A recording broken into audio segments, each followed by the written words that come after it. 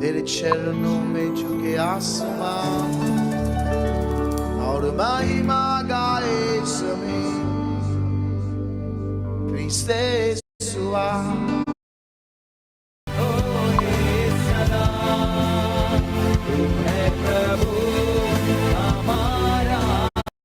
నామములో దేవుని యొక్క సహాయం, కాపుదల, భద్రత, కృప దిగును గాక. ఏ శత్రువు యొక్క చూపు చెయ్యి పడకుండా విడుదల కలుగును గాక యేసు నామములో.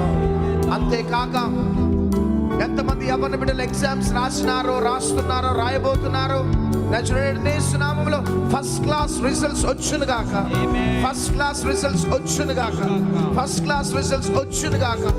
ఎంతమంది దైవజనులు పరిచర్య చేస్తున్నారు, వారి వారి సంఘాలలో బలమైన కార్యాలు జరుగును గాక.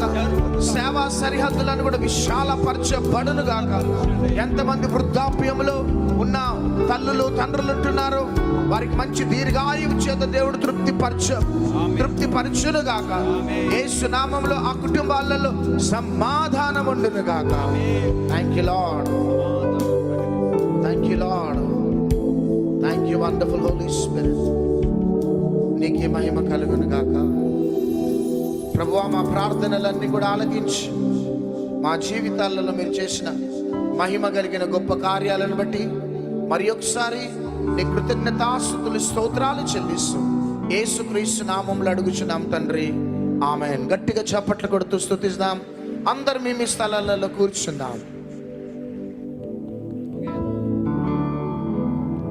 Thank you lord. అందరం మీ స్థలాలలో కూర్చోవాలి. ఇక నాకు ఎంటీ చైర్స్ కనపడొద్దు.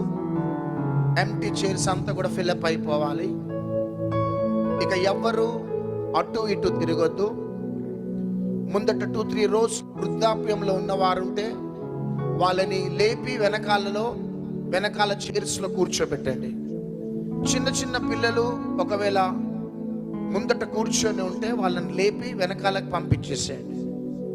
కానీ ఇక వర్తమానం ప్రారంభించబడే సమయంలో ఎవరు బయటికి వెళ్ళొద్దు, అటు ఇటు తిరగొద్దు, ఎవరితో మాట్లాడొద్దు, సెల్ ఫోన్స్లో మాట్లాడొద్దు. చాలా జాగ్రత్తగా దేవుని యొక్క వాక్యాన్ని వినటానికి మనం సిద్ధపడదాం. ఒకసారి 2 చేతుల పైకి ఎత్తండి, అంత కళ్ళు మూసుకోండి.